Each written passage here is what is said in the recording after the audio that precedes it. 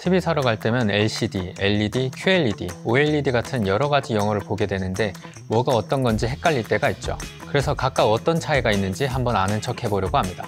우선 LCD에 대해서 알아보면 LCD는 리퀴드 크리스탈 디스플레이의 약자로 액정 표시 장치를 뜻하죠. 리퀴드 크리스탈, 액정은 액체와 고체의 중간적 특성을 지니는 물질을 말하는데요. 분자의 배열이 어떤 방향으로는 불규칙적인 액체 상태와 같지만 다른 방향에서는 규칙적인 결정 상태를 띠기 때문이죠. 그래서 고체처럼 결정 구조를 가지지만 액체처럼 유동성도 가지고 있죠. 1888년 오스트리아의 생물학자 프리드리 리차드 라이니처 선배님께서 처음 이 물질을 발견했습니다. 라이니처 선배님은 식물의 콜레스테롤 성분을 분석하다 이상한 성질을 목격하게 됩니다. 평소엔 투명한 물질이 섭씨 146도로 가열되면 불투명해졌다가 179도에 이르면 다시 투명해지는 거죠. 귀신의 장난이라 생각했을 법하지만 역시 과학자이신 라이니처 선배님께서는 새로운 물질의 발견이라는 것을 알아채고 이를 액체와 고체의 성질을 함께 갖는 리퀴드 크리스탈, 액정이라는 이름을 부여하셨죠.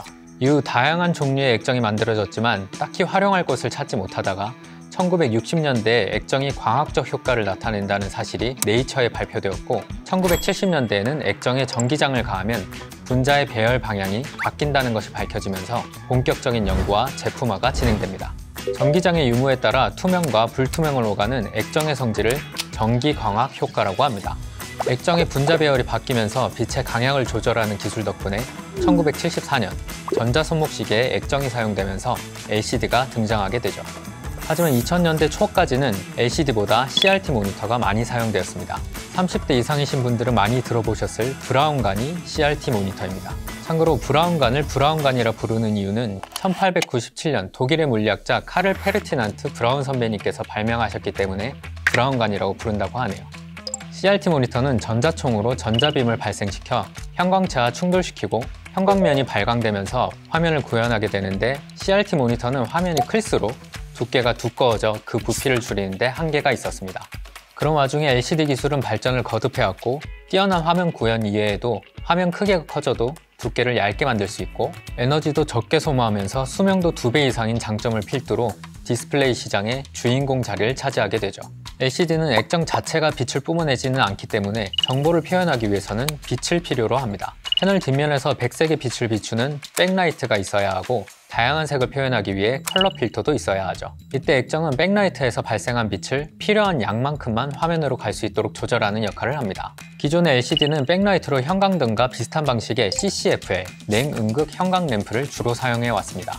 그러던 중 CCFL보다 크기가 작고 전력 소모도 적으면서 수명이 긴 LED가 가격 경쟁력도 가지게 되면서 CCFL을 대체하게 되고 그 덕분에 더 얇은 디스플레이를 만들 수 있게 되죠. 하지만 인간의 욕심은 끝이 없습니다. 우리는 좀 더 선명하고 좀 더 현실적인 화면을 보고 싶어 하죠.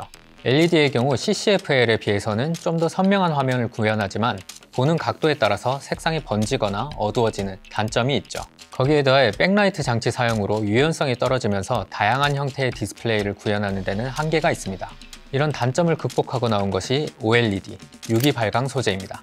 OLED는 전류가 흐를 때 스스로 빛을 발하는 유기물을 사용해 자체적으로 빛을 내기 때문에 백라이트가 필요 없어집니다. 더 얇게 만들 수 있다는 것이죠.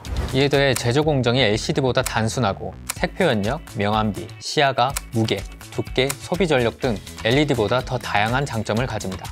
거기에 또 더해서 OLED는 유연하게 구부러지는 특징도 가지고 있죠.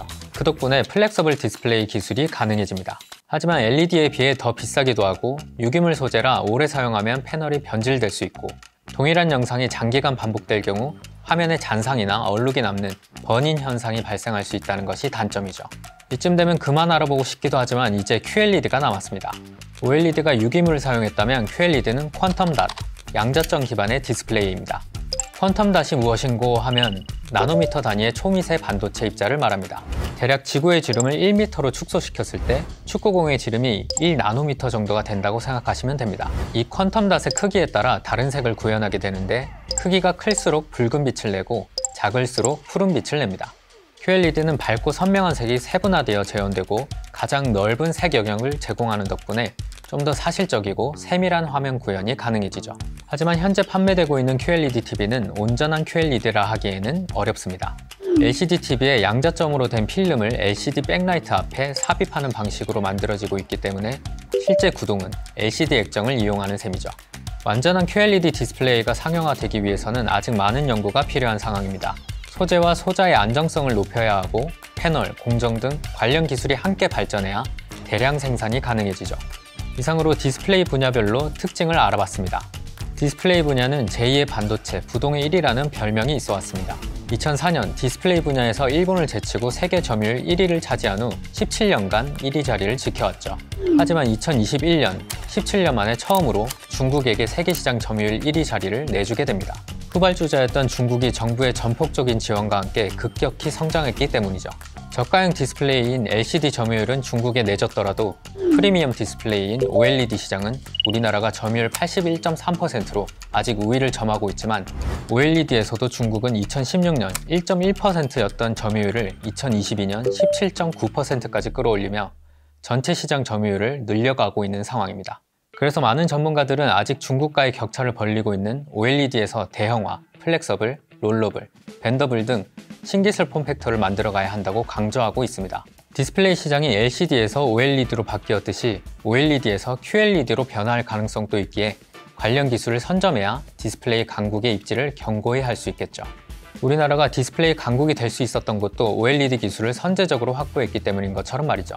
이를 위해 키스트, 에트리, 한국생산기술연구원, 한국표준과학연구원, 한국기계연구원, 한국화학연구원 등 많은 연구기관의 연구자들이 관련 연구를 이어가고 있습니다. 디스플레이 분야 세계 1위 탈환을 기대해보며 이 영상이 디스플레이에 대해 조금 아는 척하는 데 도움이 되셨다면 구독, 좋아요 눌러주시고 궁금한 과학기술이 있다면 댓글에 달아주세요. 여러분이 언젠가 아는 척 해볼 수 있도록 제가 대신 공부해서 아는 척 해보겠습니다. 과학기술이 세상을 바꿉니다. 언제나 그랬듯이.